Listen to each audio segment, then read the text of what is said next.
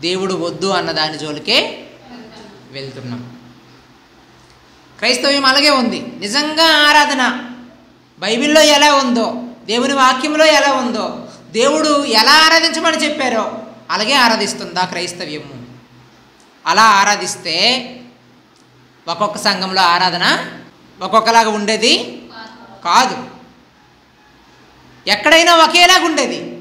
కానీ ఒక్కొక్క సంఘానికి ఒక్కొక్క ఆరాధన ఉందేనంటే కారణము ఎవరికి నచ్చింది వాళ్ళు చేస్తున్నారు. దేవునికి నచ్చినదేమో పక్కన పెట్టేసాము, మనకు నచ్చినదేమో మనము చేస్తున్నాము.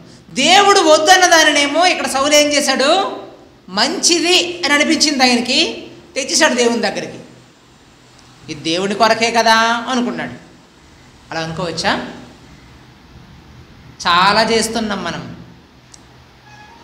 నేటి క్రైస్తవ్యము చాలా చేస్తుంది దేవుణ్ణి ఆరాధిస్తున్నాము అనే పేరుతో. కానీ దేవుడు చెప్పారా లేదా అనే విషయాన్ని మాత్రం ఏమాత్రం కూడా ఆలోచించట్లేదు.